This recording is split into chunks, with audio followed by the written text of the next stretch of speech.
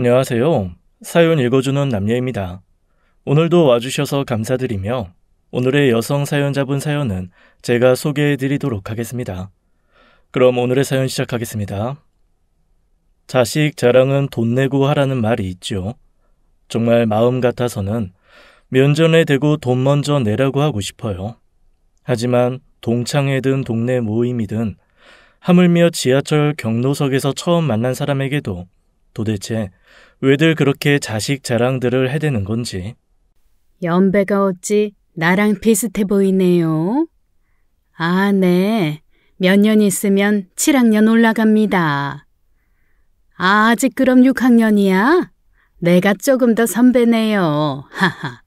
우리 막내가 어디 가서 나이 자랑하지 말라고 했는데 아이고 우리 아들이 어찌 알고 문자를 보내네.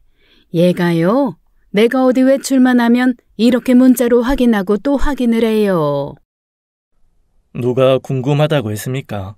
제가 심사가 베베 꼬이고 뒤틀린 사람이라서 유독 이렇게 남들 자식 자랑에 확딱지가 나는 걸까요? 그럴 리가요. 저도 남들과 비슷하게 좋은 얘기 들으면 박수치고 힘든 얘기 들으면 힘내라고 응원해주는 사람입니다요. 그런데 내 자식 농사를 망치고 나니 참 다른 사람 자식 자랑은 듣기가 힘든 겁니다. 여러분들은 다들 자식 농사 잘 지었나요? 옛말에 자식 키우는 걸 농사에 빗댄 이유가 다 있는 것 같아요. 이게 말이죠. 나 혼자 아침 저녁으로 정성을 다한다고 농사가 잘 되는 게 아니잖아요. 천재지변 같은 게 닥치면 별도리가 없이 그의 농사는 망하게 되잖아요. 그나마 농사야 한 해 망하면 그 다음 해에는 성공할 수 있는 기대라도 있죠. 그런데 이 사람 새끼 자식들은 한번 망한 건 회복이 불가능하더라고요. 아니, 제 자식들은 망한 수준이 아니라 아예 병충해 수준이라서 쭉정이는커녕 남들 농까지 망하게 만들 놈들이라서 정말 결자해지의 마음으로 이 해충 같은 놈들을 제 손으로 박멸했답니다. 이 남부끄러운 이야기를 어디 가서 말하기도 뭐하고 그렇다고 마음에만 품고 있기에는 속에서 열불이 나서 안 되겠더라고요. 자식 자랑은 아니니 돈 내놓으라는 말씀은 하지들 말아주세요. 네 팔자도 참 징글징글하다. 서방복 없는 년이 자식복도 없다고 하더니 시작이 그게 아니다. 시어머니 복이 없으니 서방복도 없고 결국엔 자식들까지 왼수가 따로 없어. 정말 하늘도 무심하시지. 네가 결혼해서 지금까지 얼마나 열심히 살았냐. 보통은 그 세 가지 중에서 한 가지 정도는 정상으로 주셔야 하는 거 아니냐? 제 나이가 내일 모레면 70입니다. 남들은 이 나이가 되면 자식들이 보내주는 용돈 받으며 친구들과 여행이나 다니며 손자들 재롱 보는 재미에 빠져 산다고 하더군요. 하지만 제게는 머나먼 나라의 꿈 같은 이야기죠. 3난 1녀, 자식 4명 뒤치다꺼리 하다 보니 벌써 이 나이가 되었네요.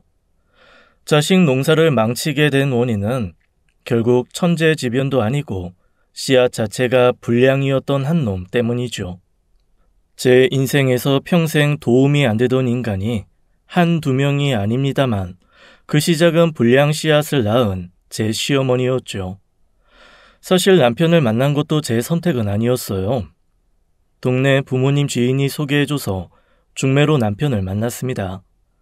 제 친정엄마가 종손 집의 장손 큰며느리로 평생 손에 물기가 마를 날이 없었어요. 삼촌과 고모들만 5명이었으니 시동생 시누이 뒷바라지로 허리가 휘었죠. 너만은 나처럼 살지 말아라. 형제들 없는 외아들이니 시부모만 잘 모시고 살면 얼마나 단순하겠냐. 네, 남편은 그 당시에는 흔치 않았던 외아들이었어요. 더 이상 볼 것도 없다며 결혼을 밀어붙이셨어요. 사실 남편의 첫인상이 나쁘진 않았어요. 아니 오히려 가슴이 콩닥거릴 정도로 외모도 준수했죠. 중매로 만났지만 몇 번 만나보니 다정하고 성실한 남자였어요. 윤경씨, 제 어머니가 정말 시집살이를 정말 호되게 하셨어요. 제가 기억하는 어머니의 모습은 대부분 할머니 때문에 눈물 흘리던 엄마예요. 네, 하지만 인간이라는 게 참 웃기죠. 원래대로라면 자기가 고생했던 만큼 다른 사람에게 똑같은 걸 반복하지 않을 것 같잖아요. 그런데 사람들이 약하고 간사하잖아요.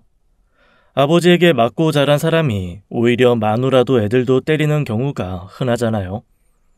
고된 시집살이를 했던 사람이 더 무섭게 며느리를 잡는 사람도 많고요. 그런 사람이 제 시어머니였던 거죠. 신혼여행에서 돌아온 날부터 바로 시작이었어요. 당분간 한 달은 둘이 각방 쓰도록 해라. 새아기가 우리 집에 적응을 좀 하기까지 시간이 필요할 테니.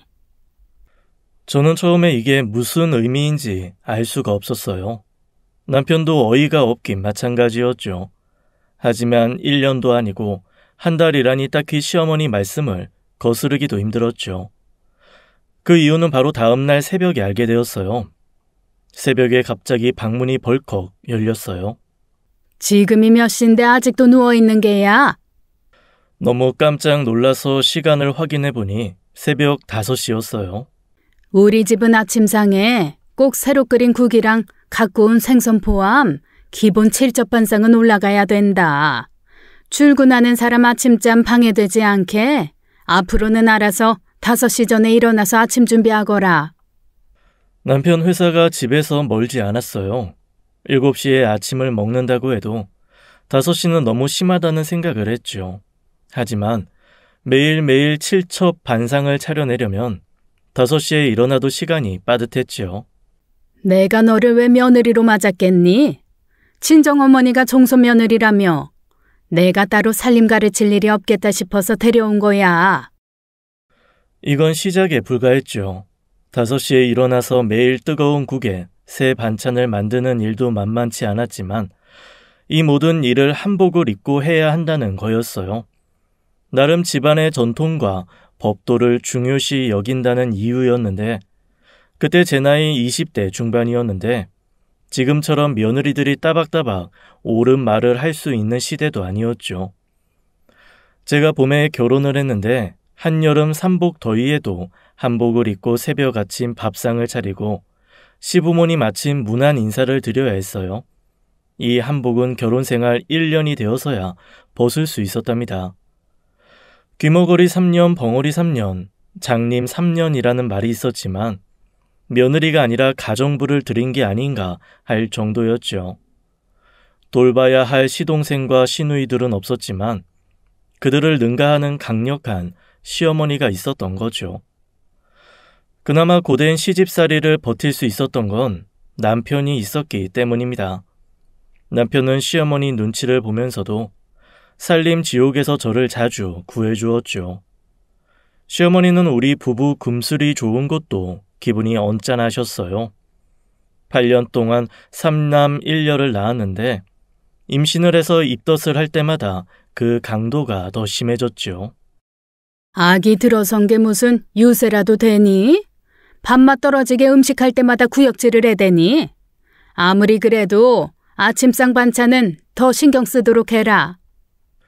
정말 5분에 한 번씩 화장실에 가서 토를 하면서도 죽을 힘을 다해서 아침상을 차렸죠. 하지만 더 징한 일은 아이를 출산하고 난 뒤였어요. 첫 아이는 산파가 집으로 와서 출산을 했거든요. 첫 아이라 산통이 어마어마하게 길고 힘들었죠. 그런데 바로 다음날 시모가 저를 깨우더군요. 나 때는 준호 탯줄 끊자마자 다시 밭에 나가서 일했다. 산후조리고 뭐고 그런 게 어디 있는 줄 아니? 너도 엄살 떨지 말고 일어나서 아침밥 차려라. 어머님, 아무리 그래도 어젯밤에 아이 낳았는데 오늘 아침상은 좀 너무 힘들 것 같아요. 제가 처음으로 시어머니 말에 토를 달았죠. 정말 일어날 힘도 없었거든요. 하지만 그건 기름 가득한데 성냥불을 던지는 꼴이 되었어요. 남편도 말리지 못할 정도로 더 본격적으로 일을 던져주었죠. 구박받는 콩지 저리가라였어요.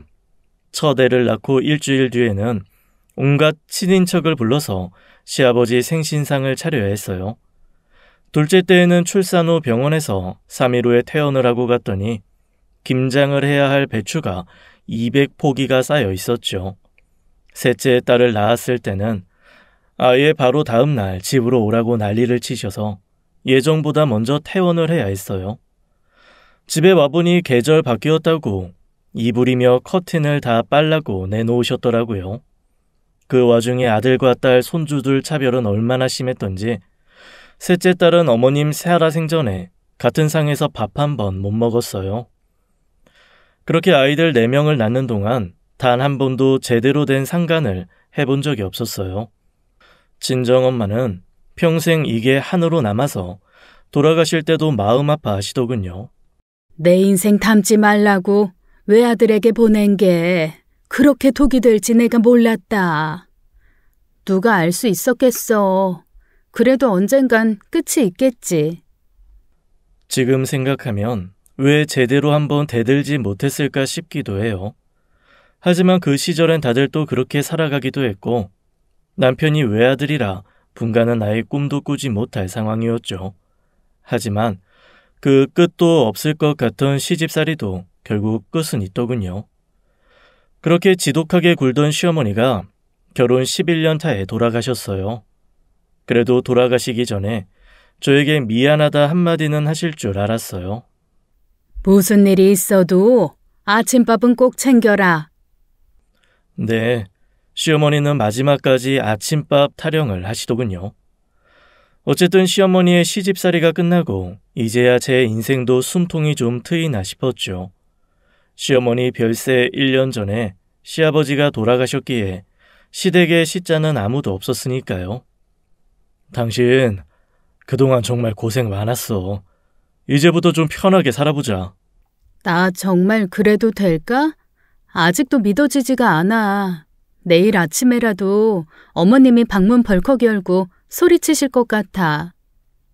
네, 그렇게 인생의 보상이 주어지는 줄 알았어요. 시아버지가 돌아가시고 남은 유산이 시어머니마저 돌아가시니 그 모든 것이 남편이 물려받게 된 것이죠. 하지만 이게 또 독이 될지는 아무도 몰랐네요. 제가 힘든 그 시집살이를 버틸 수 있었던 것은 남편이 있었기에 가능한 거였거든요. 시어머니 몰래 저를 잘 챙겨주고 그 무엇보다 성실한 남자였어요. 그런데 월급쟁이한테 큰 돈이 주어지니 사람이 서서히 변화돼요. 내가 3, 4일 집에 못 들어올 것 같아. 지방 출장이라 연락이 안 될 수도 있어. 11년 결혼 생활 동안 출장이라고는 손에 꼽힐 정도였는데 갑자기 출장이 많아졌어요. 그뿐만이 아니라 나중에는 간다 만다 말도 없이 안 들어오는 날이 생겼어요. 직감적으로 알 수 있었죠. 여자가 생겼구나. 옷이랑 구두를 사들이더니 부쩍 외모에 신경을 쓰기 시작했거든요. 심지어 나중에는 와이셔츠에 여자 루즈 자국까지 묻히고 들어왔어요. 기가 막힌 것은 시간이 갈수록 숨기려 들지도 않고 뻔뻔해지는 거였어요. 내가 알던 남편이 맞나 싶었죠. 술을 마시다가 한밤중에도 친구들을 집으로 데리고 오면서 같이 술을 따르던 여자들끼리 데리고 오는 겁니다. 형수님, 형님이 형수님이 끓여주는 잔치국수가 그렇게 맛나다며 해장해야 한다고 하는 바람에. 아유, 최 선생님이 정말 화끈하시다. 덕분에 저희들도 해장까지 하겠네. 사람들 앞에서 언성을 높이기엔 아이들도 자고 있기에 이를 악물고 국수를 만들어서 상을 차렸죠. 그리고 다음 날 자고 있는 남편을 깨웠어요. 당신 정말 너무하는 거 아니야? 친구들도 모자라 여자들까지 집에 데려와? 내가 그렇게 만만해? 그거 맨날 하는 거 술상 좀 차렸다고 자는 남편을 깨워? 돈 주면 될 거 아니야, 돈! 내가 지금 돈 달라고 이러는 게 아니잖아. 당신 사람이 왜 이렇게 변했어? 당신 우리 애들 아빠라고. 이렇게 막 살기 시작하면 애들이 뭘 보고 배우겠어. 집에서 살림이 나는 주제에 무슨 남편을 가르치려고 들어? 입 닥치고 꿀물이나 타와.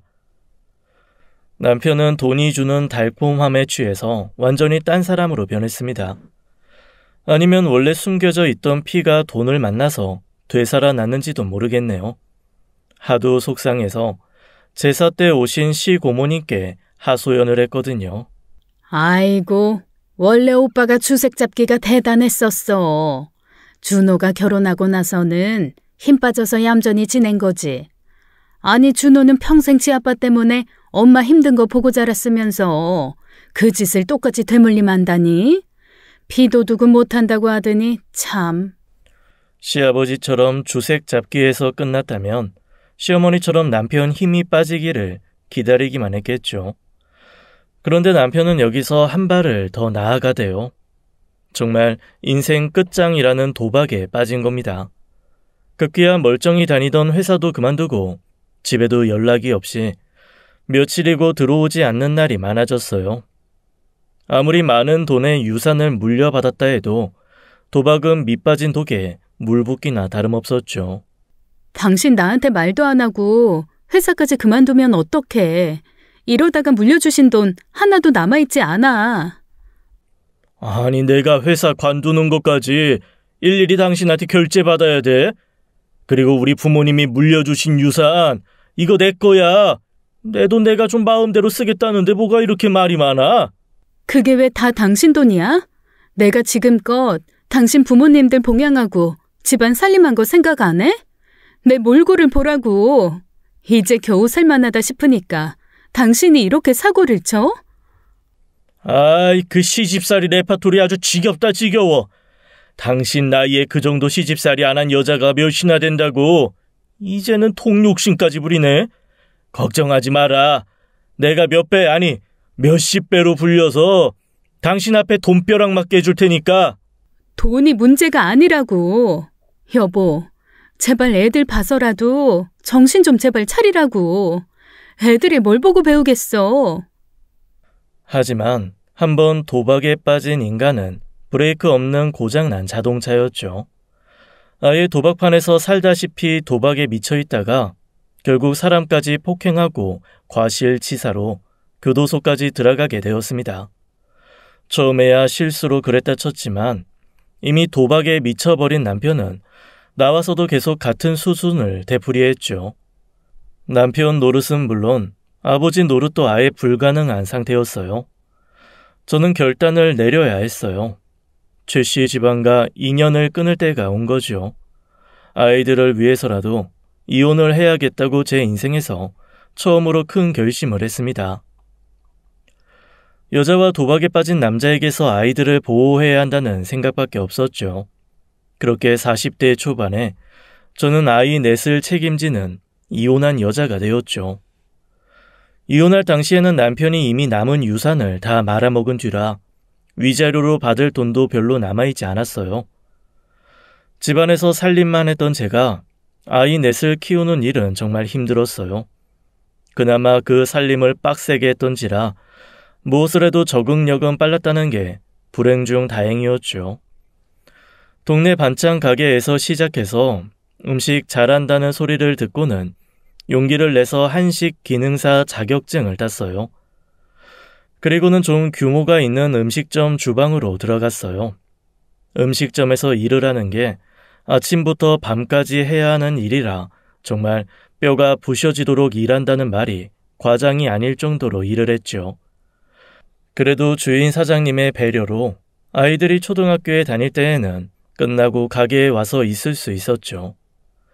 여자와 도박에 미쳐버린 남자와의 인연을 끊고 났지만 다시 최 씨 집안 불량 종자에 지긋지긋한 굴레에서는 벗어나지 못한 모양이에요. 자식 새끼 4명 중에 아들 3명, 그놈들 뒤치다거리가 정말 상상을 초월했습니다. 정말 아들 3명이 돌아가면서 사고를 치는데 큰 놈이 팔을 다치면 그 다음에는 작은 놈이 다리를 다쳐서 들어오고 좀 한숨 돌리나 싶으면 막내 놈이 귀를 다치는 일이 비일비재했죠. 결국에는 어려운 살림에도 불구하고 보험을 들어야 할 정도였어요. 내 자식이 다치는 것 외에도 남의 자식을 다치게 했을 때도 보상을 해주는 보험이 있더라고요. 이혼할 당시에 큰 놈은 막 중학생이 될 때였어요. 아무리 사춘기라고 해도 정말 큰 놈은 무슨 망나니를 풀어놓은 것 같았죠. 어릴 때부터 1초도 가만히 있지를 못하는 놈이었어요. 지 성질대로 안 되면 방바닥이든 길바닥이든 눕는 것이 기본이었죠. 큰 놈이 어린 동생들을 좀 간수하면 제가 좀 덜 힘들었을 텐데 돌보기는커녕 하루가 멀다 하고 학교에 불려나가기 일쑤였죠. 성수 이제 한 번만 더 사고 치면 정학에서 끝나지 않아요. 아이 친구가 밥 먹을 때 쓰레기통을 머리에 부어버렸다니까요. 큰 놈은 그렇게 어릴 때부터 친구들을 패고 다니더니 사춘기가 되더니 더 지성질을 참지를 못하더군요. 저는 큰 놈을 끌고 가서 무릎을 꿇리고 사과를 시켰죠.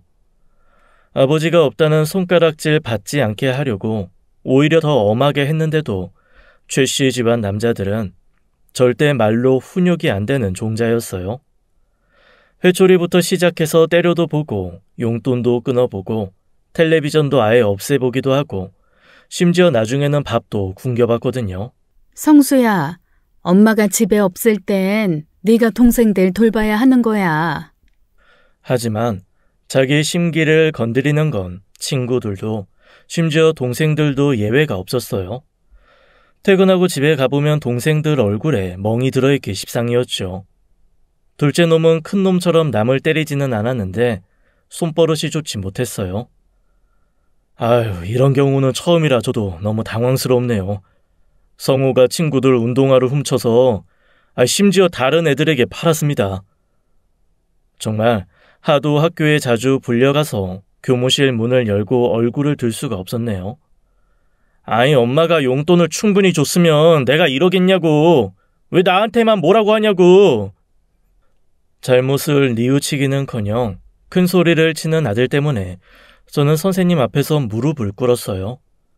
그제서야 둘째 놈은 마지못해 잘못을 인정하더군요. 형들이 이러니 막내는 배우는 게 뭐가 있겠어요.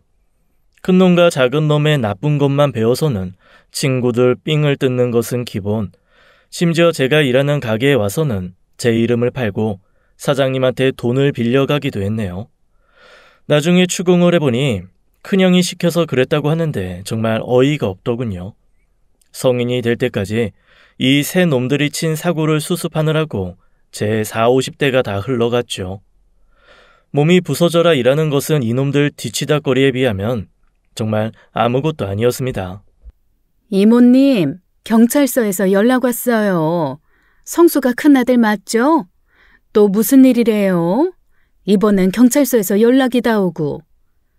아니, 한 놈 해결하면 다른 놈이 사고치고 무슨 자식 새끼들이 아니라 전생에 무슨 잘못을 저지른 거야? 원수도 이런 원수가 있을까? 결국 큰 놈은 친구들과 술 취한 취객을 상대로 지갑을 털려다가 몸싸움까지 벌이게 됐는데 그만 취객이 넘어져서 뇌진탕을 일으키게 되었죠. 고등학교를 졸업하기도 전에 소년원에 들어가게 되었답니다. 네가 정말 내 속으로 내가 낳은 새끼 맞냐? 머리에 피도 안 마른 게 벌써부터 남의 주머니 털 생각을 해? 아니, 따라할 게 없어서 지혜비랑 똑같이 갇혀서 애미 가슴에 피눈물 나게 만들어? 뭐 배울 거 없는 학교보다 나을 것 같은데 엄마 잔소리도 안 듣고 잘 됐지 뭐. 잘하면 군대도 안 가고 괜찮은 거 아니야? 세상이 그렇게 네가 원하는 대로 만만할 줄 알아? 그래, 차라리 거기서 제대로 정신교육 다시 받고 철 좀 들어서 나와라. 아무리 철이 없다고 해도 소년원에 들어가는데도 정신을 못 차리는 큰 놈이었죠. 큰 놈은 실형 선고까지는 아니어서 원하는 군면제를 받지는 못했어요. 얼마나 다행인지. 사람들이 그러잖아요. 남자는 군대를 다녀와야 사람이 된다고 말이죠. 저도 마지막에 기댈 것은 그것밖에 없었어요. 그런데 신기하게 다들 큰 놈부터 20살이 넘어서 군대를 다녀오니 철이 좀 드는 것도 같았어요. 그렇다고 사람이 확 달라지지는 않았지만 적어도 사건 사고로 제가 불려다닐 일은 없어지는 듯했죠. 그렇게 날뛰던 망나니 같던 아들놈들도 20대가 되니 알아서 자기들 밥그릇을 챙기며 살기 시작하더군요. 이제 네 인생 좀 조용한 날이 오나 보다. 누가 상상이나 했겠니? 저놈들 내가 볼 때마다 팔다리 성한 데가 없이 3명이 번갈아가며 깁스 다르게 하고 있더니만 이렇게 여자 만나서 결혼식을 다 하는 걸 본다. 그러게 말이다. 첫째랑 둘째도 결혼식이라도 하면 좋을 텐데 그냥 동거랍시고 몇 년 살다가 헤어지고 하니 아직도 안심이 되지가 않아. 그래도 다 지들 밥벌이는 하지 않어? 아유, 그게 첫째는 무슨 유통업이라고 하는데 술집에 양주랑 뭐 그런 물품 대주는 걸 하나 봐. 근데 그냥 음식점 아니고 단란주점 뭐 이런 데인 것 같아. 자세히는 말을 안 하는데 가끔 현금으로 용돈이랍시고 주는 게 더 불안한 거지. 뭐하러 그래? 네가 하도 평생 쟤네들한테 당해서 그래. 둘째는 형이랑 같이 일해? 둘째는 뭐 노래방 같은데 도우미 공급하는 인력사무소에서 일한다는데 그것도 큰애가 소개시켜서 한다고 하는데 매일 밤에 일한다고 돌아다니니 그거 좋아할 여자가 어디 있겠냐고. 잠잠하다 싶으면 둘째한테 전화와서 성호가 여자가 생겼느니만이 또 울고불고 난리를 피운다. 결혼식만 안 했지 며느리네. 결국 이제 아들들 말고 며느리까지 돌봐줘야 하는 거 아니야? 내 말이 그거다. 첫째는 또 첫째대로 여자가 계속 바뀌니까 바뀔 때마다 내가 무슨 어머니가 아니라 바람피는 놈 뒤처리하는 비서 같다니까. 에휴. 그래도 다 지들도 좀 있어서 자식까지 낳으면 책임이라는 게 있으니까 철이 들겠지. 제발 좀 그랬으면 좋겠다. 차라리 첫째랑 둘째도 혼인신고라도 해서 부부가 되면 좀 안정이 되겠구나 싶기도 한데 말이야. 근데 그래도 공식적인 결혼식인데 애들 아빠한테는 연락 안 했어? 나도 잠깐 고민하긴 했는데 몇십 년 동안 모르는 채 살았는데 굳이 뭐하러 다시 연락을 하나 싶더라고. 그리고 지금 어떤 몰골일지도 모르잖아. 그래도 나중에 보면 또 아들들은 아버지 자리가 그립긴 한 모양이던데. 아니야. 내가 이제 겨우 그 최씨 집안의 저주에서 풀려나기 시작했는데 다시 내 발로 찾아가긴 싫다. 네. 이제 시어머니의 모진 시집살이와 주색 잡기와 도박에 빠진 남편에서 허구한 날 사고만 치던 아들들의 굴레에서 벗어나나 싶었습니다. 남들처럼 저도 노년에는 손주들 재롱이나 보면서 지낼 수 있다는 생각에 하늘에 감사한 마음이었죠. 유일하게 결혼식을 올린 막내 아들은 귀여운 아들 손자까지 낳으며 잘 지내더라고요. 저는 잘 모르겠지만 무슨 온라인 유통 영업을 한다고 하는데 그럭저럭 저에게 손 벌리는 일 없이 말이죠. 막내는 손주를 낳으면서는 제가 사는 집 근처로 이사를 오기까지 했어요. 아무래도 며느리 혼자서 애를 키우며 살림을 하기에는 힘들어서 제 손이 좀 필요했죠. 내가 막내 결혼할 때 결심한 게 있다. 절대로 나는 시집살이 시키는 시어머니 되지 않겠다고 말이야. 혹시 막내한테 얘기 들었는지 모르겠다만 얘네 할머니가 아주 독하게 나한테 모진 시집살이 시켰단다. 네, 그런데 드라마에 보면 그런 시어머니들이 더 독하게 시집살이 시키던데. 시집살이는커녕 반대로 손주 돌보미의 생활이 시작되었죠. 요즘 애들은 결혼을 하고도 주말마다 둘이 데이트를 한다고 하면서 아이를 저에게 부탁하고 나가더라고요. 제가 주말에는 주방 일을 쉰 지 얼마 되지 않았거든요. 그래도 차마 어떻게 자식 부탁을 거절할 수 없더라고요. 엄마, 우리가 안심하고 맡길 때가 엄마밖에 없잖아. 엄마도 우리 하운이랑 같이 있으면 심심하지 않고 좋잖아. 엄마, 평생 주말에도 일하다가 이제 주말에 쉬어본 지 한 달도 채 안 됐어, 이 녀석아. 에이, 그래도 내가 유일하게 이 집안의 대를 이을 아들을 낳았잖아. 얼마나 귀해. 그러니까 엄마가 봐줘야지. 부모 노릇은 죽을 때까지 끝이 없는 것이죠. 그러던 어느 날 손주 녀석이 울면서 전화가 왔어요. 할머니, 아빠가 보고 싶어. 아빠는 집에 안 오고 이상한 사람들만 맨날 무섭게 문 두드리면서 찾아와서 엄마한테 소리 질러. 이게 도대체 무슨 소리인가 싶었어요. 당장 막내에게 전화를 했는데 일주일 사이에 없는 전화번호가 되어 있었어요. 알고 보니 막내가 온라인에서 팔고 있었던 것이 무슨 상품권이었나 보더라고요. 정가보다 엄청 저렴하게 상품권을 인터넷에서 판매를 했다네요. 그것도 무려 1년씩이나요. 그런데 얼마 전에 엄청난 물량을 판매한 다음 그대로 상품권을 지급하지 않은 상태로 막내가 잠수를 탔다고 하네요. 그래서 그 피해자들이 고소를 진행하고 있는 상황이었어요. 저는 당장에 큰애랑 둘째를 불렀죠. 아니, 막내가 이렇게 큰 사고 칠 동안 니들은 아무것도 몰랐어? 지금 막내가 어디서 살았는지 죽었는지도 몰라? 아이, 알았으면 여기에 이렇게 있지 않지. 우리도 지금 사방팔방으로 알아보고 있어. 아니, 저 어린 것을 두고 그런 큰 짓을 저질러? 이제 아버지이자 남편인데 어찌 그렇게 무책임하게 사기를 치냐고. 저는 정말 너무 미안해서 며느리를 볼 낯이 없더라고요. 내가 아들을 잘못 키워서 애 아빠라는 놈이 말도 없이 사라져버린 것 같고 말이죠. 정말 하루하루 속이 시커멓게 타들어갔어요. 나에게 남은 유일한 재산인 집이라도 담보로 잡혀서 대출을 받아 피해자들과 합의를 봐야 하나 싶더군요. 매일 막내 며느리 집으로 찾아가서 밥을 챙겨주었죠.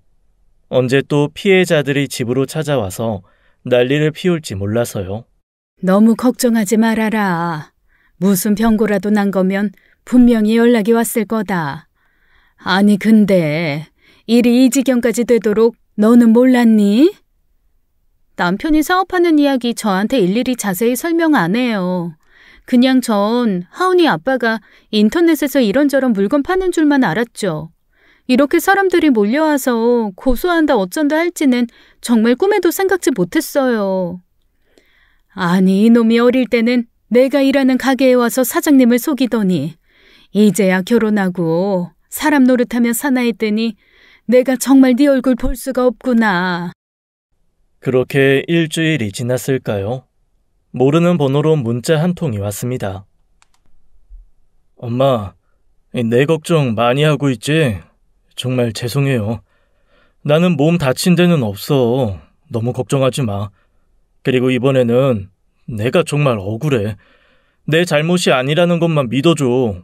나중에 다 솔직하게 설명할게. 대신 우리 하운이랑 애엄마 좀 부탁해. 저는 그 번호로 다시 전화를 걸었지만 전화기는 다시 또 꺼져 있는 상태였어요. 저는 마음이 철렁하더군요.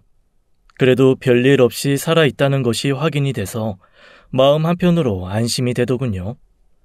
매일 남편 걱정에 빠져서 마음고생하는 막내 며느리가 생각나서 연락을 했어요.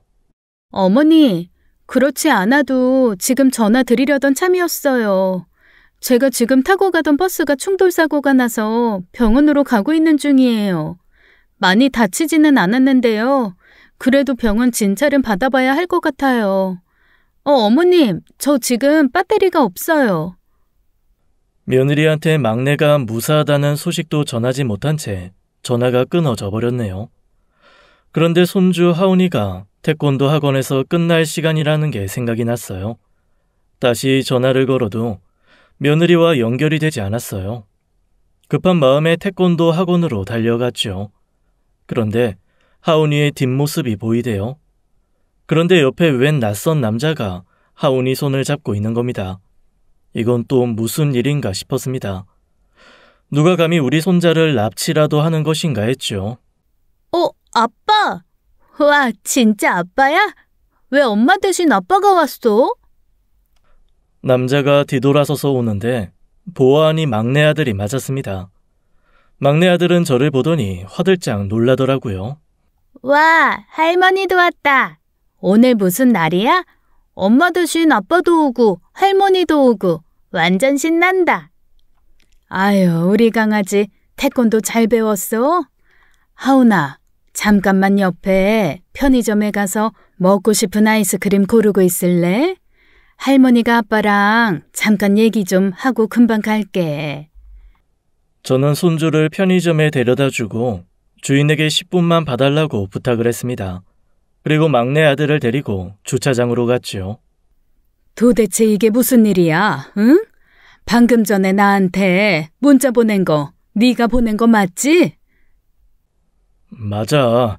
엄마가 너무 걱정하고 있다길래 내가 보낸 거야. 내가 잠시 피해자들 피해서 도피하고 있었어. 뭐? 도피? 그럼 하운이 엄마하고는 계속 연락 중이었어? 막내 아기도 이걸 다 알고 있었다는 거야? 그렇지. 내가 갑자기 없어지면 애 엄마가 너무 충격을 받을까봐 이야기를 했지. 저는 그 순간 너무 막내도 며느리도 너무 괘씸해서 막내의 귀싸대기를 날려버렸습니다. 뭐? 그럼 이 엄마가 받을 충격은 괜찮고? 이것들이 무슨 부부가 짜고 나한테 연극을 해? 엄마 왜 이래? 하운이가 보면 어쩌려고? 그래. 그렇게 지 새끼 눈 무서운 건 아는 녀석이 이딴 사고를 치고도 마누라랑 그렇게 감쪽같이 어미를 속여? 내가 그동안 얼마나 하운이 애미 앞에서 죄인처럼 얼굴을 못 들었는지 알아? 네가 그러고도 아버지야? 응? 자식 새끼 두고 그렇게 도망다닐 짓을 버리고 싶냐고. 엄마가 걱정한 것은 알겠는데 나도 다 사정이 있다고. 엄마도 내 얘기 들으면 내가 불쌍하다고 할 거야. 계속 억울하다고 토로하는 막내 아들과 손주를 데리고 우선 집으로 갔습니다. 그리고 병원에서 돌아오는 며느리한테 집으로 오라고 했죠. 며느리는 집에 와서 막내 아들을 보자 깜짝 놀라더군요. 아니, 당신이 왜 여기에 있어? 이렇게 돌아다녀도 돼? 그러다가 왜? 너도 네 아들 앞이라고 조심스럽니? 너는 내가 네 앞에서 그렇게 막내 때문에 너한테 미안해 했는데도 아무렇지도 않든? 어머님, 그런 게 아니라 죄송해요. 저희가 어머님한테도 말하지 말라고 사정사정해서. 그래, 알았다. 오늘은 하운이 데리고 너만 먼저 돌아가거라. 나도 오늘은 내 아들 좀 챙겨야겠다. 네, 어머님. 어머님한테 거짓말해서 죄송해요. 막내 며느리를 보내고 막내 아들에게 뭐가 그렇게 억울한지 이야기를 들어보자고 했죠. 엄마, 저 사람한테 너무 뭐라고 하지 마. 그래도 나 때문에 고생하는데. 그래. 그렇게 지 가족 끔찍하게 여기는 놈이 뭐가 억울하게 남들한테 사기를 친 건데. 엄마, 나는 정말로 결혼하고 나서 하운이 낳고 나서는 성실하게 살려고 했어. 그걸 엄마도 인정하지. 나도 애를 낳고 보니까 알겠더라고. 엄마가 얼마나 힘들었을지. 이게 다 애들 낳아보지 않으면 철이 안 든다는 소리가 괜히 나온 게 아니더라고. 그래. 너도 네 자식 앞에선 부끄러운 게 있지? 자식을 위해서면 뭐라도 하는 게 부모라고 하지만 그렇게까지 어려웠던 거야? 엄마한테 부탁을 좀 하지. 하루가 멀다 하고 엄마 손 빌리던 놈이 왜 그랬어? 알고 보니 이 상품권 사기는 아들놈들 셋이서 꾸민 짓이었습니다. 첫째도 둘째도 하는 일들이 양지가 아니라 음지에서 움직이는 일이다 보니 아직도 한방에 대한 미련을 버리지 못했던 거였죠. 73명이 꾸미고 누군가 한 명이 수면 위에서 총대를 매야 됐는데 그게 막내가 된 것이었죠. 그것도 어이없게도 짧은 줄 뽑기 내기에서 막내가 졌기 때문이었다고 하더군요. 그리고 사실 솔직하게 내가 어차피 인터넷 유통을 하고 있었기 때문에 더 용이하기도 했어. 하운이를 키우다 보니 돈이 점점 더 많이 필요하더라고. 그런데 어느 세월에 벌어서 돈을 모으겠냐고. 마지막에 한탕해서 형들이랑 나누고 내가 총대를 메고 책임지는 대신 2억 더 챙겨 가졌지. 그래. 자식 키우다 보면 그렇게 말도 안 되는 욕심 부리게 될 때도 있는 법이야. 자식 앞에서 장사 없다는 말이 괜히 나온 게 아니다. 아, 거봐. 엄마도 내 얘기 들어보면 내 편 들어줄 줄 알았다니까. 그리고 어차피 그 피해자라는 사람들도 알고 보면 그 상품권으로 돈 세탁하려는 놈들이 대부분이라 이게 그렇게 엄마 생각처럼 뭐 서민들이 피해보고 그런 게 아니라니까. 그러게. 너도 몸고생 마음고생 얼마나 했겠어, 응? 얼굴이 그새 아예 반쪽이 돼버렸네. 도망 다니느라 제대로 밥도 못 먹고 다닌 거야? 막내는 갑자기 긴장이 풀렸는지 바닥에 누워버리더군요. 에이, 이렇게 두 다리 뻗고 마음 편하게 누워보지도 못했지. 엄마, 내가 혼자서 총대를 맨다고는 했지만 무섭더라고. 붙잡히면 하운이 얼굴을 어떻게 볼 거며 뭐 이런저런 생각이 드니까 밥도 안 넘어가고 잠도 잘 안 오고. 아이고, 우리 불쌍한 막내. 이게 무슨 개고생을 사서 하고 있냐. 먹고 싶은 거 다 말해봐. 이 엄마가 다 해줄 테니까. 막내 아들은 울먹이며 잡채부터 시작해서 갈비찜이며 해물, 파전 등등이 먹고 싶다고 울먹이더라고요. 참, 60이 넘은 아들에게도 자존심하라는 애미 심정이 이런 거겠죠.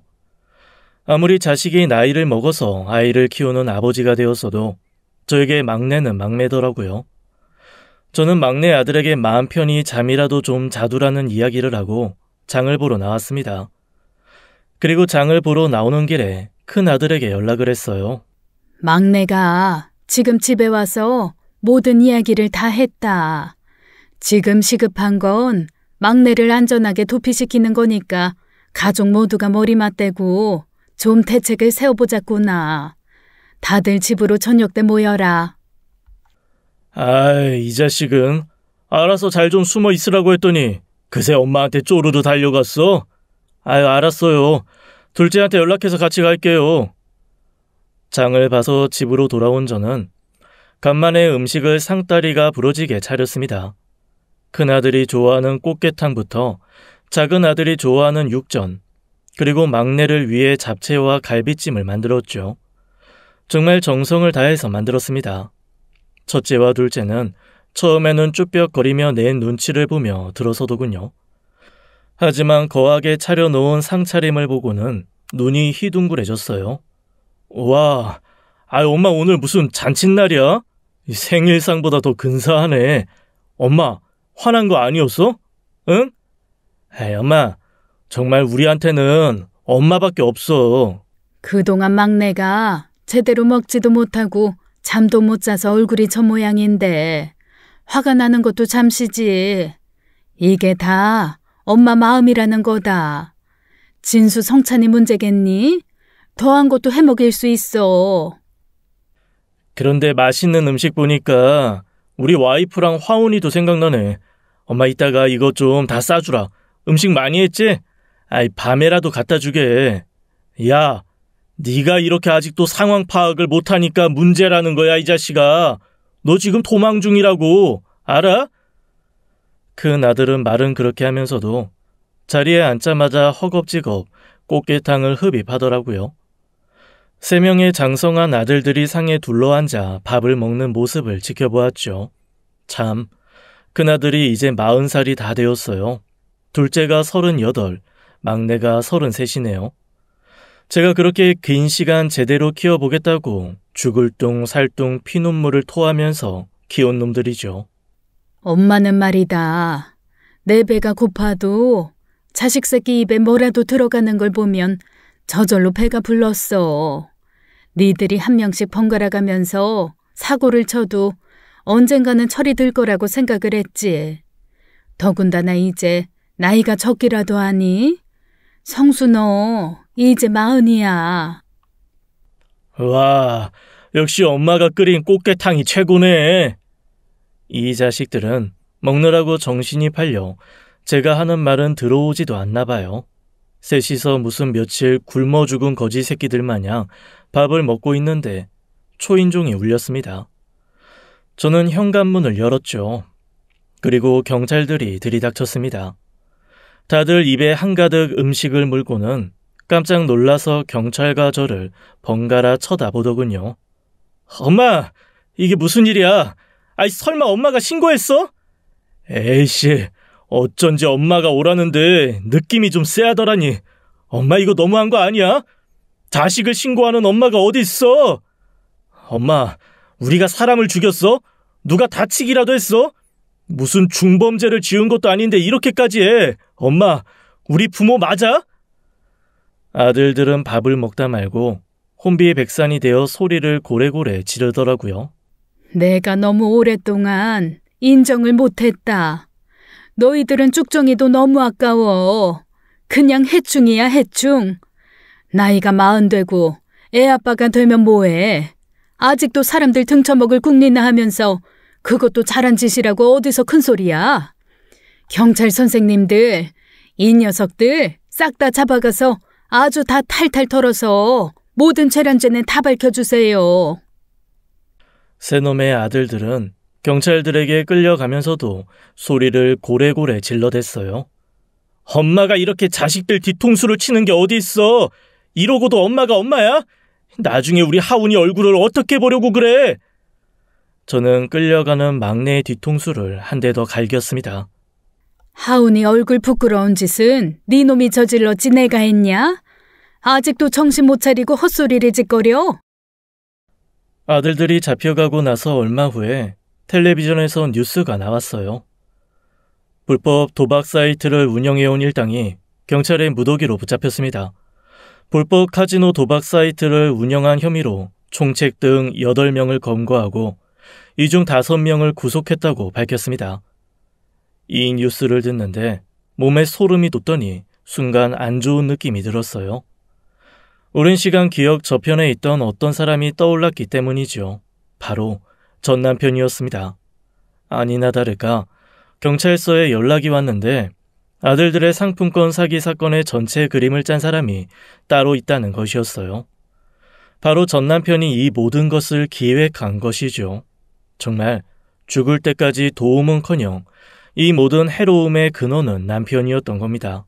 사실은 어머님한테는 비밀로 하라고 해서 숨기고 있었는데요. 결혼식 하기 전에 아버님한테 인사드리러 갔었어요. 알고 보니 큰아주버님은 아버님이랑 계속 연락하고 지내셨대요. 아무래도 아들들은 아버지가 아무리 범죄자라고 해도 아버지 자리가 필요한 법이라고 하더라고요. 아버지도 아버지 나름이지. 쌀 한 톨만큼도 도움 안 되는 인간이 급기야는 이런 사달을 나게 만드네. 어머님, 사실 저도 어머님한테 많이 서운하고 좀 그래요.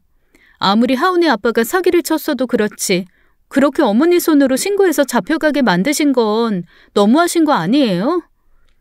너도 정신 차려.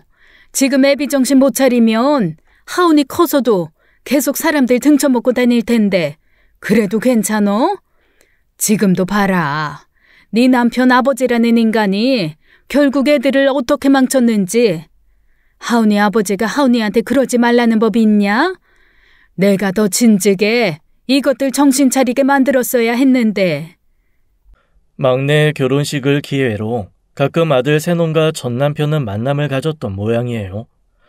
인생에 전혀 도움이 안 되는 핏줄도 서로가 땡기는 게 있었는지 모르겠지만 출소를 하고 나서도 도박판에서 헤어나오지 못한 이 인간은 결국 불법 도박 사이트까지 손을 댔고 거기서 생긴 상품권을 가지고 아들들과 사기 모의를 한 것이죠. 그나마 아들들이 더 큰 불법 도박 사이트에 직접적으로 관련이 없게 된 것을 다행으로 여겨야 했어요. 그게 아버지로서 그나마 지킨 부정인지 뭔지는 모르겠지만요. 경찰들은 아들들을 유인책으로 전 남편을 검거하고자 했지만 이미 눈치 빠른 남편놈은 아들들이 잡힌 것을 알고 아예 잠수를 타버렸습니다. 하지만 결국 몇 개월 만에 부산에서 꼬리를 잡혀서 검거가 되었죠. 이거 완전히 세상에 이런 일이 애 나올 일 아니야? 아니 아빠라는 사람이 아들들 상대로 그런 짓을 시키고 싶을까? 네 팔자도 참 기구하다 못해 참 어이가 없다. 누굴 탓하겠니? 이제라도 내가 결제해지 하는 거지. 남편놈은 아들들과 나란히 실형을 선고받았어요. 남편에게 마지막 경고를 하기 위해 면회를 갔었죠. 정말 징글징글하다. 내 인생에서 최악의 선택은 바로 최준호 당신이야. 일부러 그 말 하려고 온 건가? 그래. 그렇게 자식까지 몽땅 빨간 줄 그어놓으니까 속이 시원해? 부자들이 교도소 동기까지 되고 아주 잘 사는 인생이다. 나도 아버지인데 속이 시원하겠냐? 근데 이렇게 된 게 다 내 탓이냐? 당신이 뿌린 그 불량품들 쭉정이들은 이제 나는 내 손에서 정리할 거야. 그러니까 당신도 더 추하게 늙지 말고 제발 죽기 전까지 애들한테 다시 연락하지 마. 천륜을 어찌 인간의 힘으로 끊어지나. 나야 이렇게 이미 버린 인생 알아서 살 테니까 당신도 신경 끊고 살아. 평생을 정신 못 차린 남편은 여전했어요. 저는 아들들도 한 명씩 다 면회를 했죠. 뭐하러 와요? 자식 새끼 이렇게 만들어 놓고. 마지막 인사하러 왔다. 나는 이제 니들 엄마 노릇 안 할 거야. 이제 더 이상은 니네가 사고 친 거 수습하면서 인생 살지 않을 거다. 엄마, 그런 게 어디 있어. 사식이라도 넣어주시고 인연을 끊던지 말던지 하셔야지. 엄마, 내가 잘못했어 정말이야. 그러니까 우리 하운이 봐서라도 한 번만 봐주라. 나도 없는데 엄마까지 없으면 우리 하운이랑 애엄마는 어떻게 해? 내가 한 말 뭐로 알아들은 거야? 이제 너희랑 난 부모 자식간이 아니라고. 내가 먼저 니들을 잘라내버리겠다고 말이야. 내가 죽어도 찾아오지 말아라. 저는 울부짖는 막내를 뒤도 안 돌아보고 나와버렸습니다. 아들들은 징역 6개월을 선고받고 반년 뒤에는 출소를 했죠. 막내 며느리는 출소 전날 연락이 왔더라고요. 어머님, 내일 하운이 아빠 출소 날인데 정말 안 가실 거예요? 아니면 하운이라도 좀 맡아주세요. 저라도 가야겠어요. 내가 지난번에도 이야기했잖니. 이제 니들하고 난 아무런 관계 아니라고. 평생 다시 볼 일 없다고 말이다. 나도 아무리 큰일이 생겨도 니들 찾지 않을 테니 우리 각자 인생 살자꾸나. 어머님, 제가 이렇게 부탁드릴게요. 우리 한 번만 용서해 주세요. 출소하면 제가 무슨 수를 써서라도 사람 만들어 볼게요. 어머님 하운이 안 보고 평생 사실 수 있으세요? 사실 지금도 하운이 너무 보고 싶으시잖아요. 하운 엄마야, 내가 하운이 할머니가 아니라 그냥 같은 여자로서 너한테 말한다고 생각하고 들어. 하운이 아빠가 다시 인간 될 가능성 없다고 판단되면 빨리 이혼하고 하운이라도 멀쩡하게 키우렴. 괜히 아빠 자리 같은 거 집착할 필요 없어. 아빠 없어도 네 힘으로 충분히 잘 키울 수 있다. 사실 솔직히 손주 녀석은 눈에서 좀 아른거리기도 하더군요. 하지만 이양 독하게 마음먹은 거 끝까지 매몰차게 끊어냈습니다. 그리고 아예 연락처도 바꾸었죠. 네, 이렇게 제 자식 농사는 폭망을 했습니다. 어디 가서 이야기하기도 참 부끄러운 이야기죠. 누워서 제 얼굴에 침 뱉기나 다름없지 말입니다. 그래도 이렇게 부모 자식 인연을 잘라내기까지의 이야기를 뱉어내고 나니 속이 참 후련합니다. 듣는 여러분도 기구하고 팔자 사납다고 생각하시나요? 결혼을 시작으로 온통 고난과 실패의 연속이었던 제 인생에도 한 줄기 빛이 있었습니다. 지금까지 해충 같은 자식놈들만 이야기하느라 제대로 설명조차 하지 못한 셋째 딸이 있습니다. 그래도 하늘이 무심하시진 않았지 뭐니? 그나마 너한테 은희 같은 딸 하나는 온전히 내려주셨잖아. 맞아. 아니면 내가 아들들하고 인연 끊고 이 세상하고도 미련 없이 연을 끊었겠지. 내가 내 인생에서 3가지 큰 결심하면서 잘한 일이 있는데 첫째는 전 남편 놈이랑 이혼한 거, 2번째는 아들 쭉정이들 신고해버린 거, 그리고 제일 잘한 거 1가지, 우리 딸 은희 대학교에 보낸 거다. 맞아. 은희가 어릴 때부터 속이 참 깊었잖아. 그 성격 괴팍한 할머니가 오죽 차별을 했니? 근데 항상 구박받는 엄마 불쌍하다고 네 편 들어주고 말이야. 그뿐이니? 지랄 맞은 오빠들이랑 동생 사이에서 엄마 없을 때 밥도 챙겨야 했고 힘들어서 퇴근하는 날 위해서 언제나 잠도 안 자고 날 기다렸다니까. 내가 은희 생각만 하면 너무 미안하고 고마워서 마음 한켠이 너무 아프다. 딸은 고등학교를 졸업하고 집안 형편이 어려운 걸 아니까 먼저 알아서 대학교를 가지 않겠다고 고집을 부렸어요. 하지만 저는 제가 무슨 수를 쓰서라도 딸 대학교를 보내고 싶었죠. 내가 그때 엄마가 하도 결연한 표정으로 내가 대학교에 안 가면 정말 세상 무너질 것 같은 느낌이라 무서워서 대학교에 간 거잖아. 그게 지금 생각해도 내 인생에서 가장 잘한 일이다. 네가 이렇게 잘 자라주었으니 내가 네 오빠들이랑 동생하고 인연 끊고도 목숨 부지하고 살 수 있는 거야. 딸은 교대를 나와서 지금은 초등학교 선생님을 하고 있죠. 힘든 와중에도 참 밝고 곱게 자라서 자신과 비슷하게 듬직하고 성실한 남자를 만나 결혼까지 했답니다. 지금은 딸 둘을 낳아 얼마나 알콩달콩 잘 살고 있는지 볼 때마다 뿌듯합니다. 이제 제 인생의 낙은 두 손녀를 보면서 지금껏 누려보지 못한 평화로운 일상에 감사하면서 살아가는 것이랍니다. 언젠간 시간이 지나면 다시 쭉정이들을 볼 날이 있을까 모르겠지만 지금으로서 저에게 자식은 딸 하나만 있다고 생각하면서 살아갈 생각이에요. 지금까지 사연 읽어주는 남녀였습니다.